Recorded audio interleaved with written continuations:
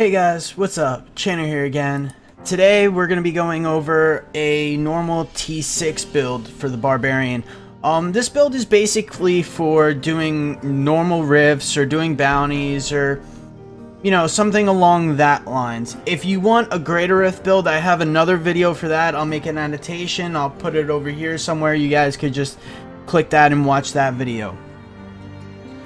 Anyways, so here on my channel, I cover the Barbarian and Diablo 3. If you guys want continued updates whenever there's a patch or a change to the Barbarian, I always try to figure everything out, get the builds ready, make videos, and let you guys know what's going on. So if you want, subscribe to my channel, and there'll be more content like this. Alright, so before we get started, sometimes I go into a little too much detail with my builds. So I'm going to go over a really quick summary of the build, really fast, and then after I go over the build, we'll go into detail. Alright, so let's go to town over here. And let's look at the skills. Alright, so as far as skills, we got Call of the Ancients, Council Rises on our left click. And if you guys are newer, there is an option right here in the options menu. Just go down to gameplay and make sure you have elective mode selected.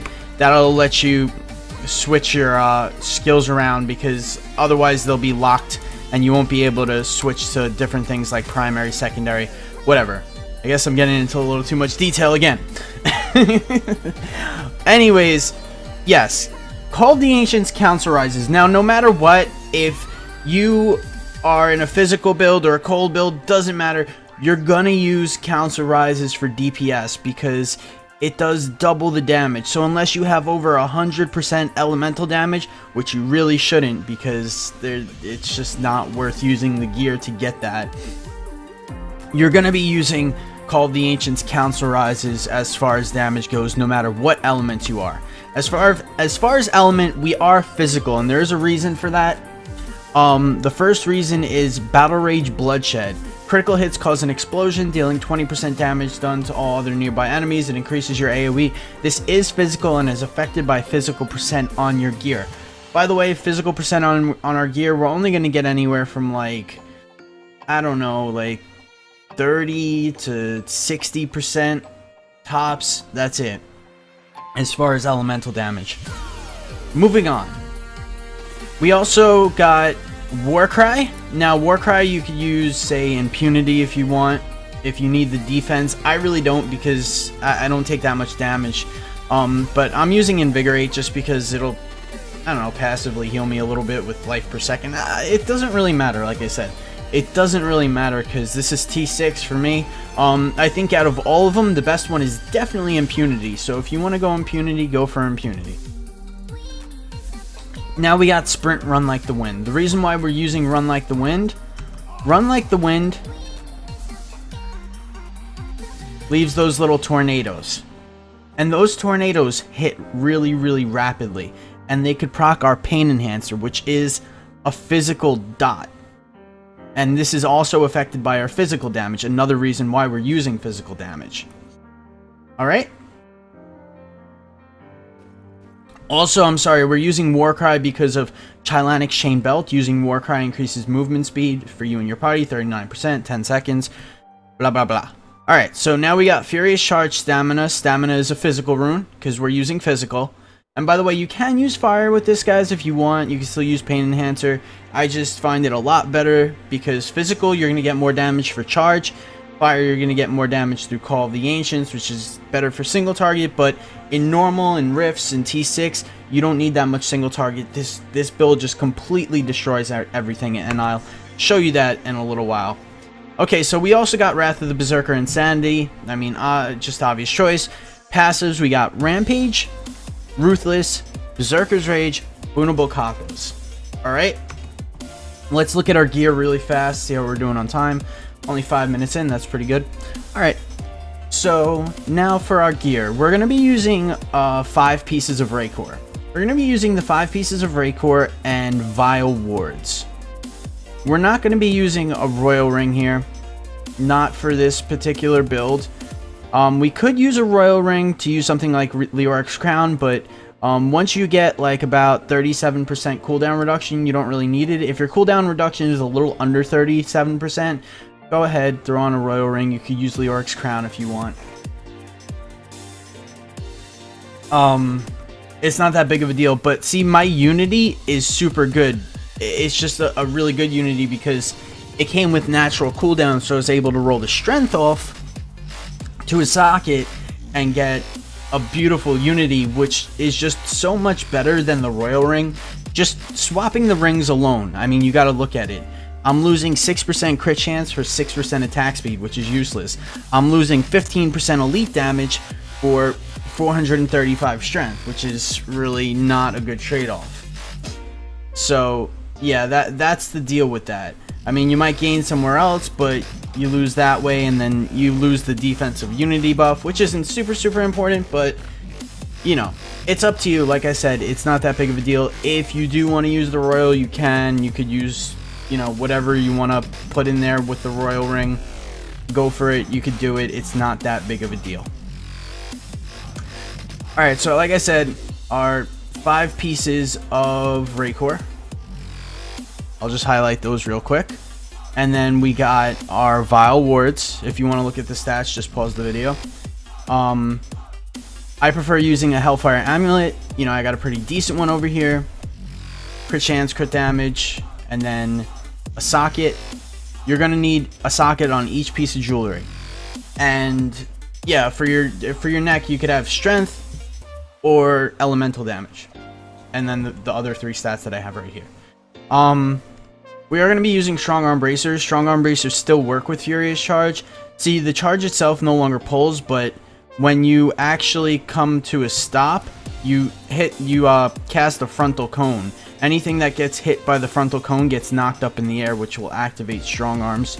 Not amazing, but it's a little bit extra damage, so I mean, you could use Pardon Defenders as a replacement if you want. Like I said, we're using Chylanic Chain because of the Warcry. I mean, with the Sprint and the Warcry Chylanics, you're running really fast through these levels, and this is why I really like this. And I was actually playing around with using 3 pieces of Immortal King to get the 4-piece bonus for permanent Ancients. But there you have to take off Chylanic Chain, so you run a lot slower in this build.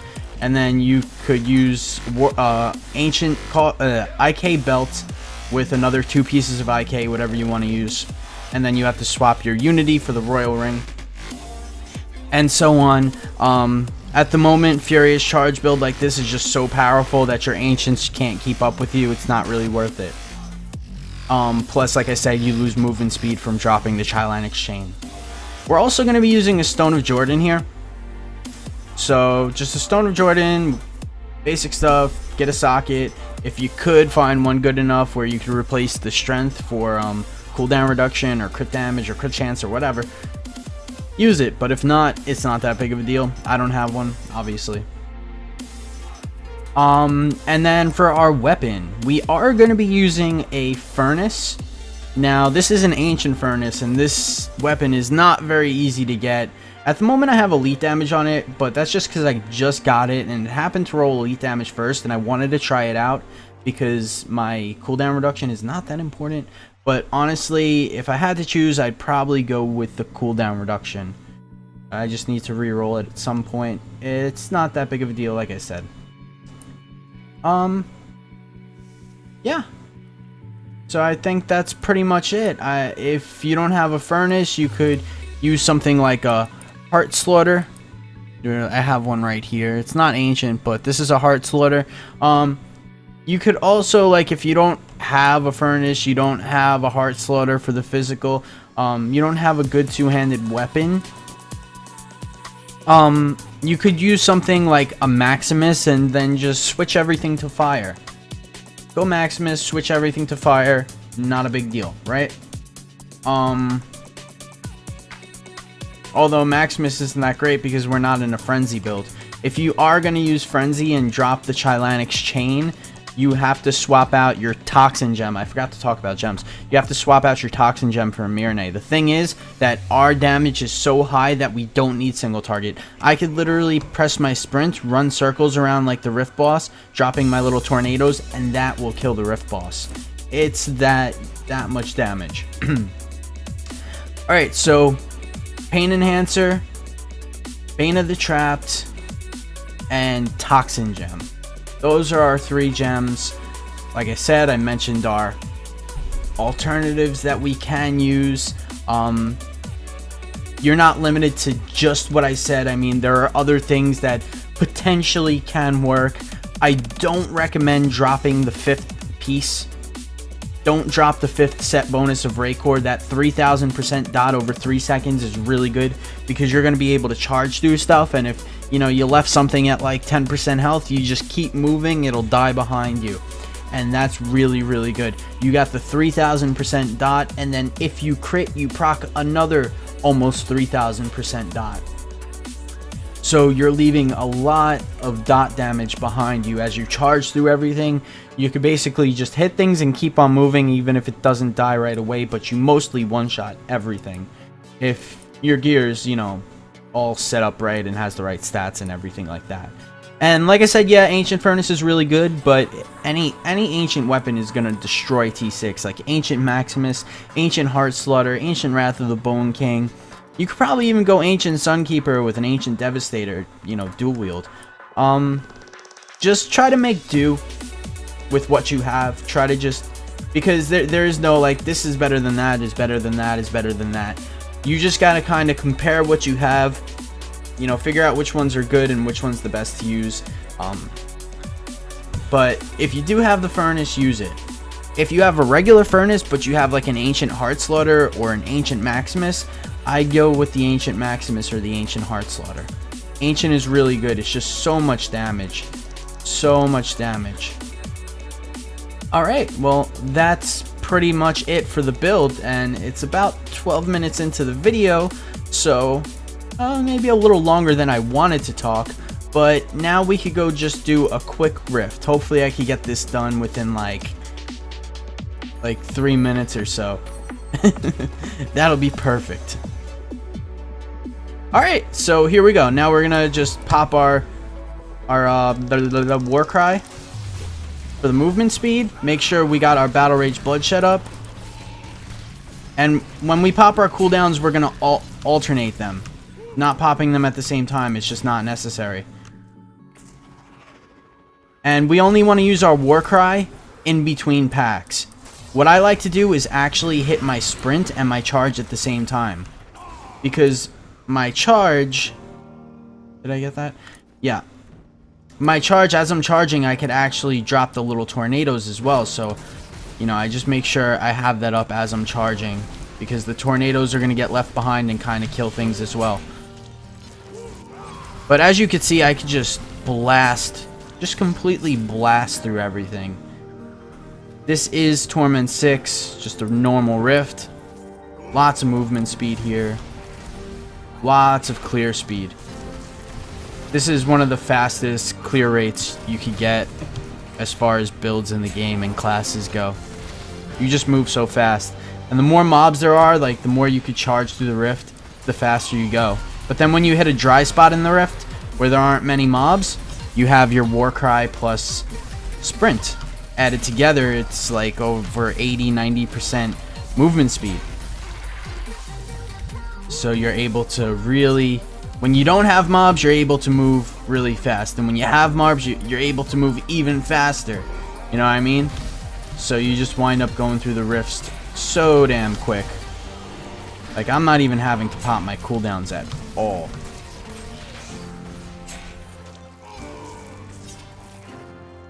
You want to try to save your double cooldown, or especially your Call of the Ancient for the Rift boss, because you don't have a frenzy or anything. But like I said, you could literally just run around in circles, casting sprint and a charge whenever it's up. I'm going to try to demonstrate the power of sprint right now. So here's the sprint and the tornadoes. That's what they do. Those were just regular white skeletons. I'll try to get a blue pack or something. so I could demonstrate a little better on how powerful Sprint with Pain Enhancer is. Oh no. I went to click the chest, I accidentally clicked the mob. So I spawned my Ancients, which I said like, oh, you should keep that up for the Rift Boss. I'm about to get to the Rift Boss. I might not have my Ancients. I'll try to manage, I'll try to work it out so that I'll have my Ancients up, just to show you how fast the boss dies when you have double cooldowns. Alright, let's demonstrate how powerful Sprint is. You guys see that. Alright, right here. We're gonna just drop our Sprint. If I could actually get near this mob. So I'm doing nothing. Well, this is a bad mob to demonstrate on because he's blocking me from even getting near him. Because of that silly Waller and the Frozens and all that stuff. Alright, so we got Saxtrus here. Here's our double cooldown. We'll just run around in circles with the Sprint. And dead. Just like that. Super, super quick. Just a few minutes for that clear. Really, really awesome build. Really fast. You're gonna just, if you play with your friends, you're just gonna fly by. Most people aren't gonna be able to keep up with you. Alright, so let's demonstrate here with the Sprint. Again. As you can see, just a Sprint. I mean, that's just what you leave behind you as you run. So anything that follows you. Alright, right here. That champ pack just died. I mean, that was partially because of the charge dot, but not completely. Not completely. I'm trying to get a good example here, but I just keep killing things so fast.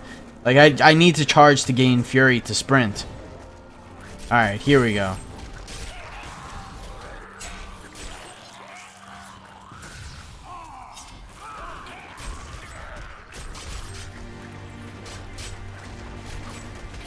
Trying to get a good example, but as you can see, like, I'm getting walled again, and then we're right in the doorway, so I couldn't actually run on top of the mobs to even get those mobs inside my tornado. Every time I'm trying to demonstrate this Sprint, I keep getting to situations where I can't get the mobs inside the tornadoes because of wallers and bad map tiles. I'm sorry, guys. I'll find a pack that I can demonstrate on. I mean, this isn't how you use Sprint in the first place, so remember that. I'm just trying to show you guys. Okay, so this is going to be all Sprint right here.